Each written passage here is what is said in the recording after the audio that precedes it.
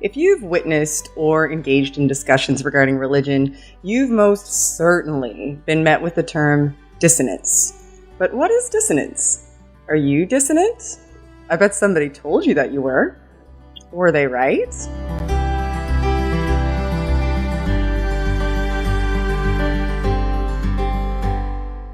Hi, I'm Shannon Q. In the course of discussions regarding religion and atheism, one of the terms I hear used frequently and almost inevitably is cognitive dissonance. Sometimes in the appropriate context and frequently not. So I thought it might have some merit to examine what it means and how it fits into these dialogues. First, let's examine what cognitive dissonance is as a psychological concept. The theory of cognitive dissonance was published in 1957 by Leon Festinger. It's a generally accepted principle in cognitive and behavioral psychology and has had multiple applications and iterations. Overall, it's accepted as a robustly tested theory with a high degree of support via research studies. The theory of cognitive dissonance purports that an attempt to simultaneously hold or act upon psychologically inconsistent ideas gives rise to a prevailing level of mental discomfort that we're compelled to find a resolution for. We solve these problems by either changing our behaviors to make them consistent with what we believe, changing our beliefs so that we can accommodate new perceptual information, or contorting our existing beliefs so that we can still justify holding them. Dissonance does not simply emerge by being exposed to a concept that's plausible. The mere existence of knowledge that a conflicting concept exists isn't enough. Just being told about an idea has no impact until it's internalized and accepted. Dissonance occurs when an impasse is met, and you must either adopt cognition or enact a behavior that is entirely incongruent to one that you already hold. When these beliefs, ideas, or actions are seen as intrinsic to identity or ideological perspective, the level of dissonance is higher exponentially than in other circumstances, and the attempted resolutions are more profound and ultimately impactful. Reconciling new information that has the potential effect of changing your entire view of the reality you exist in has far more serious implications than reconciling why you believe cheating on a test is wrong, but you yourself just cheated. Both events elicit dissonance and must be resolved to dissipate the discomfort it brings. The mechanisms of resolution may even be the same, but they inarguably differ in their overall implications, complexity to resolution, and strength. This is why the misuse of the term is a point of contention for me. I've noticed that in some instances, people represent the concept of dissonance solely as lying to yourself in order to believe something that you know isn't true. This position isn't the case. The reason it seems to prevail is because it's close enough to the component of the theory that regards the augmentation of beliefs to accommodate conflicting ideas that it can be easily presented as dissonance in its entirety. Lying involves willful deception.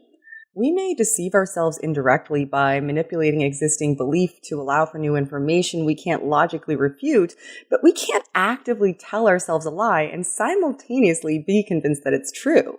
We can lie to others about what we believe, but by definition, we only believe things we hold to be true. I cannot simultaneously know something to be a fact and convince myself that it isn't. The contortions involved in belief changes due to dissonance are better described as accommodations. We don't lie to ourselves in order to maintain a belief when we encounter dissonance. We rationalize. We take a look at what our existing beliefs allow and contort the new information in order to accommodate for it. While this can involve a measure of unconscious omission, oversight, and self-deception, it ultimately results in a belief that you truly hold and allows for cessation of the dissonance. It also isn't the only course for resolving dissonance, and that's an important consideration. Dissonance can also be resolved through a whole cloth change in belief and the abandonment of what you previously held to be true. You couldn't reasonably argue that in this instance you're lying to yourself in the same manner. Perhaps you could if you're abandoning truth to adopt something less reasonable, but it can occur in either direction, and it's no less an occurrence or resolution of dissonance than the previous scenario. Now that we have a more robust understanding, let's have a look at why it's so important, not just in dialogue, but also as an occurrence we can identify in ourselves. None of us are immune to dissonance. It occurs constantly, but what we may not be aware of is which strategy we choose to utilize and find our resolution. What we choose has a great deal to do with how we walk through the world. Would we change our actions to hold a pre existing belief? Augment our perception of a belief to accommodate new information or allow for certain actions? Or honestly evaluate the new information we're receiving and be willing to change what we believe and accept that we can no longer rationally accept holding that belief anymore? It may be easy to say that we would, to say that we would take a close examination of the evidence before us from an unbiased perspective, that we approach these instances with a purely rational lens. It's easy to say, I would change if there was no reason to believe what I do now. But do we? Do we honestly? Beliefs are powerful components of who we are. Changing them isn't an exercise that's undertaken easily or often. Think of the last time you encountered contradictory information. What was your strategy? Seeking justification? Dismissal? Accommodation? Or change? The spectrum of dissonance is an important consideration, and the personal recognition of its effects on our behavior and the structure of our beliefs shouldn't be underestimated.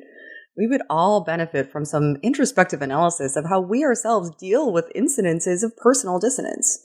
Take stock of how you approach doubt, but also be cognizant of how it manifests in others. An accusation of dissonance isn't only generally unfounded, since you can't know what would legitimately elicit that feeling in another. It's unconstructive, even if it accidentally has merit.